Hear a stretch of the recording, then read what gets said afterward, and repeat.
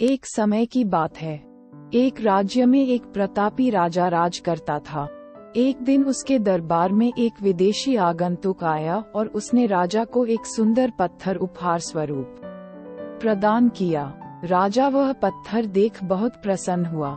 उसने उस पत्थर से भगवान विष्णु की प्रतिमा का निर्माण कर उसे राज्य के मंदिर में स्थापित करने का निर्णय लिया और प्रतिमा निर्माण का कार्य राज्य के महामंत्री को सौंप दिया।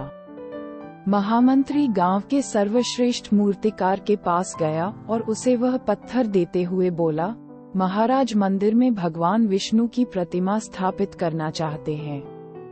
7 दिवस के भीतर इस पत्थर से भगवान विष्णु की प्रतिमा तैयार कर राजमहल पहुंचा देना।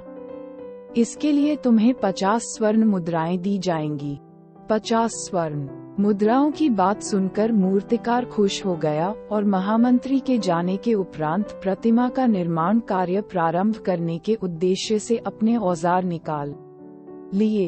अपने औजारों में से उसने एक हथौड़ा लिया और पत्थर तोड़ने के लिए उस पर हथौड़े से वार करने लगा, किंतु पत्थर जस का तस रहा।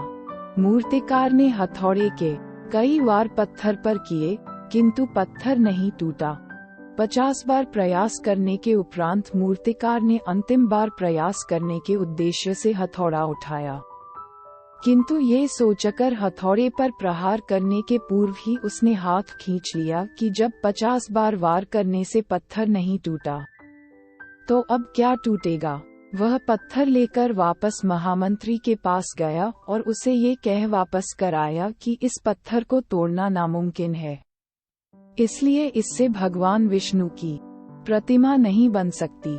महामंत्री को राजा का आदेश हर स्थिति में पूर्ण करना था, इसलिए उसने भगवान विष्णु की प्रतिमा निर्मित करने का कार्य गांव के एक साधारण से मूर्तिकार को सौंप दिया।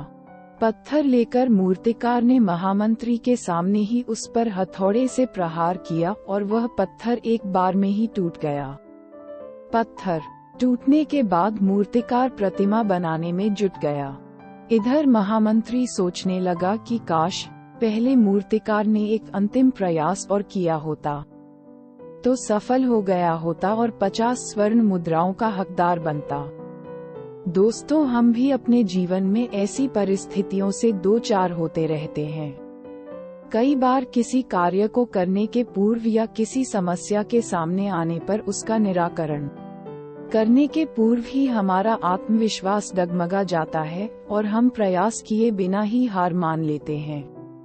कई बार हम 1-2 प्रयास में असफलता मिलने पर आगे प्रयास करना छोड़ देते हैं, जबकि हो सकता है कि कुछ प्रयास और करने पर कार्य पूर्ण हो जाता या समस्या का समाधान हो जाता। यदि जीवन में सफलता प्राप्त करनी है तो बार बार असफल होने पर भी तब तक प्रयास करना नहीं छोड़ना चाहिए जब तक सफलता नहीं मिल जाती। क्या पता जिस प्रयास को करने के पूर्व हम हाथ खींच ले वही हमारा अंतिम प्रयास हो और उसमें हमें कामयाबी प्राप्त हो जाए। तो कैसी लगी आपको ये छोटी सी कहानी, हमें कमेंट करें और कहानी को शेयर जरूर करें।